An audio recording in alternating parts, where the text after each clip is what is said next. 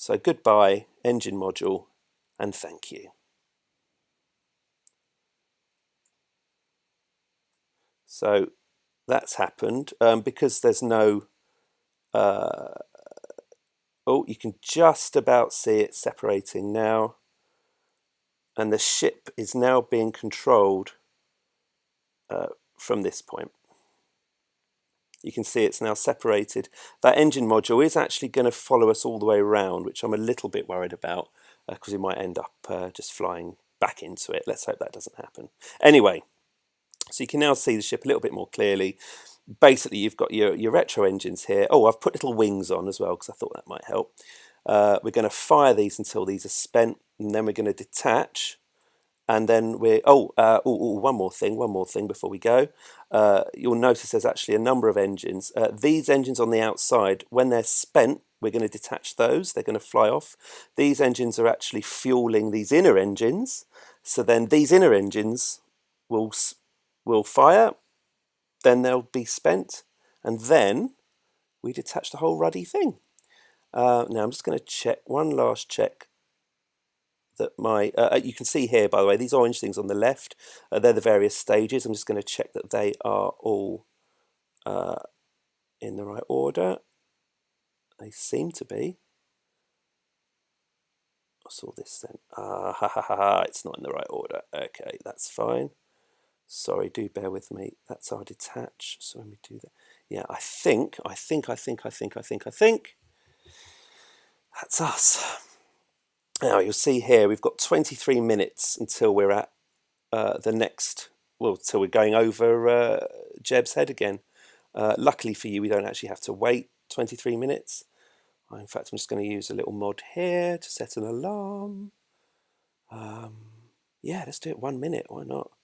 So this, we're now going to fast forward around the planet until we're 1 minute away from, well, blast down, I suppose. So let's accelerate time. Ooh, I'm genuinely very excited. This is great. Whee, round we go. If I go onto map view, you can see that we're now going around the planet. We are now entering the night side. We're now on the night side of the planet. We should see a little sunrise coming up over the horizon pretty soon. Thank you, Ben. Oh, yeah, it's good to root for Deswig. Jeb's the one who gets all the... Hey, here comes the sunrise. Jeb's the one who gets all the credit, really. That's nice. Jeb's the one who gets all the credit, but it was his damn fool idea to go to Eve in the first place. So, you know, Deswig was very much... You know, he was the scientist. He was unsure that it was a good idea. He had his reservations. He made them known. He was overruled. I mean, you know, we've all been there. And, you know, frankly, we should all be on his side. Okay, so we can actually see the back end of the ship has gone ahead of us. Not quite sure how that's happened. That's actually quite good news. Okay. One thing we haven't done... Yeah, actually, I'll tell you what, let's do that now. One thing I haven't done, yeah, thank you, is orient the ship. Now, I'm actually going to point the ship retrograde, so actually facing the right direction. I'm using RCS thrusters, which is solid fuel. Have we got quite a lot of that? Yes, we do. How do you know when to start braking then? We don't really do any braking. Well, essentially, because we're currently travelling at 3,100 meters per second, we're travelling 3,150 meters per second in the direction the glider is currently facing. By firing these rockets, we're just massively decelerating. I think it's going to take us down to about 900. At that point, I think, hopefully, we'll be in the atmosphere, and I can use the glider to sort of ride the atmosphere and keep it at a sensible speed. Oh, something that could well happen is, you see the tyres on the rover. These are really, really sensitive to any kind of, well, heat damage. If one of the tyres bursts, I'm reloading because I'm not it's going to be hard enough travelling across this sodding planet by car. I'm not doing it with a burst tyre. I mean, I hope you can sort of see the scale of this planet as well. It's a substantial journey ahead of them. But you know, they knew the risks. They knew the risks. There is one possibility of something that might happen, and I don't want to sort of excite everyone, but if I actually time this exactly right, it's possible I'll be able to glide down with enough. The glider does actually have an engine on board. If it's got enough fuel on it, I might try and land the glider with the rover still attached to it, and then take off and fly a little bit of the way towards their destination, which would save a lot of time. But to be honest, I doubt that's going to happen. So we've got 52 seconds until the moment of truth. Oh, my cat's just come in. Don't walk on the keyboard. Christ, that's an extra element of danger, isn't it? Okay, right. So let's speed this up. Let's get this down to. Let's get this to. Here we go. 13 seconds. Right. Is everything ready? 12, 11, 10. 10. Okay, time's going quite slowly. I think it might be my computer.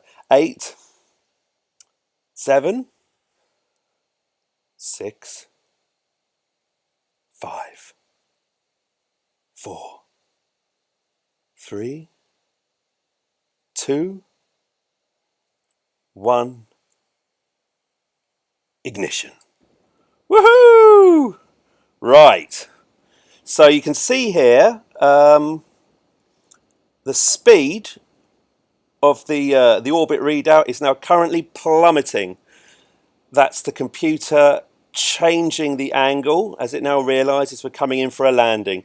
Now you can see why the fuselage is so long. If the fuselage was any shorter, these engines would be cooking the glider about now. So we're decelerating nicely. Now keep an eye up here. This is the altimeter. The atmosphere of Eve starts at around about 80,000 meters. So we've got a little while to go yet.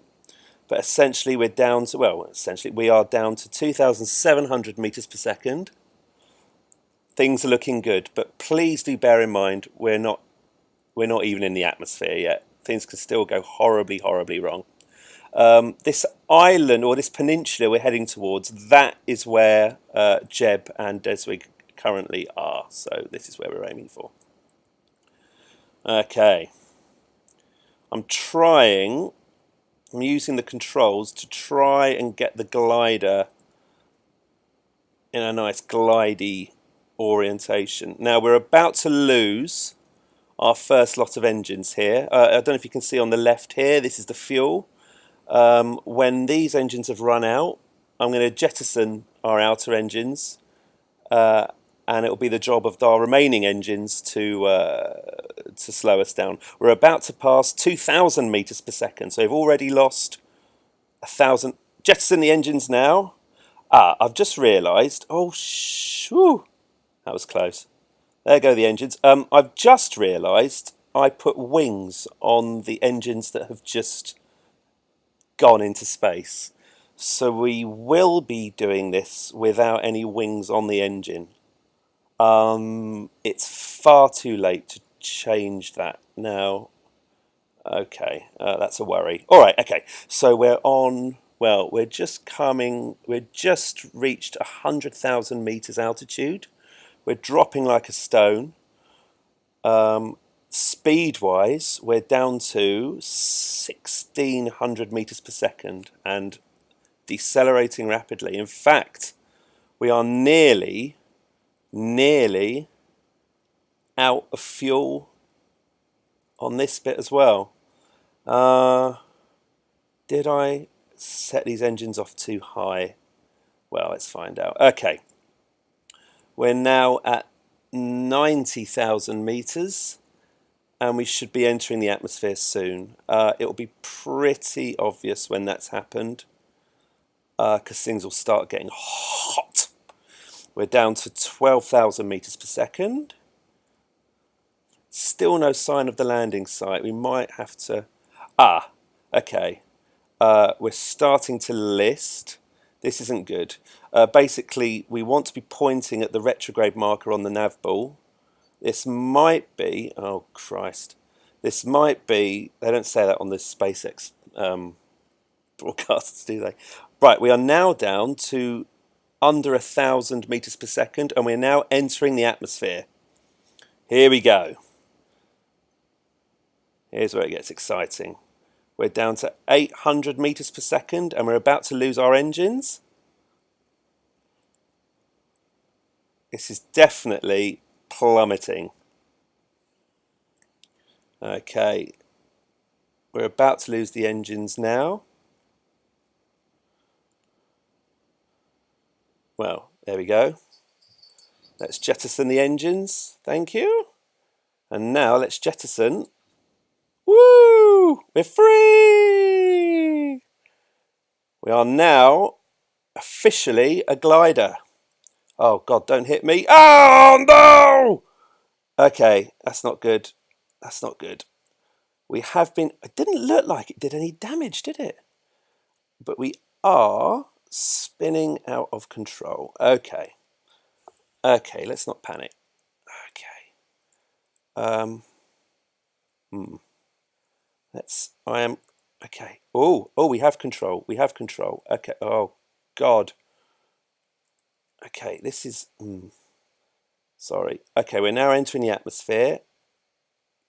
Jesus. Okay. I think... Right, it's time to fire the engine, I think. Okay. Let's see. Oh, it's getting hot. It's getting hot. Let's see if we can pull out of this dive. And we'll worry about where the boys are. Oh, God, something's about to explode. Something's about to... That red bar means something's about to explode. Don't be the... Oh, God. What was it? What was it? The nose. The nose has come off. That's fine, probably. This nosedive is not, however, what we want to be doing. Not by a long stretch. Come on. We are... Oh, dear. Okay. Pull up. Pull up. I'm pulling up as much as I can. These little... Oh, God. Sorry. These little bars at the bottom are various bits of the rover that are likely to explode. I really don't want any of them to explode. We can't afford to lose any bits of the rover, especially the tyres. We do seem to be slowing down. Oh, is that over there? That blue thing might actually be Jeb and Deswig, and I think we're coming out of this dive. Oh, this looks good. Let's get a bit of throttle up. Let's get a bit of throttle up. And what is that? Jeb, that's it. Okay, so we have overshot the landing zone by quite a way, but that's fine. Let's see if we can bank this. Ooh! Come on. Sorry. We still seem to be heading towards the ground, don't we? There's no... I'm not hugely encouraged. I really hope this works. Okay. So, well, we've survived. Let's ignite the engine again. The tyres look okay. So the question is, can we pull up and can we get to the crash site with this fuel? Oh, that's really exciting. Okay, now if you look at the nav ball at the bottom, you'll see the pink thing and you'll also see our prograde marker. Now the green prograde marker doesn't necessarily show which direction we're facing. The green prograde marker shows which way we're going. The orientation of the nav ball shows what our nose is doing, and at the moment you'll see that the nose is above the horizon, but much more importantly, the prograde marker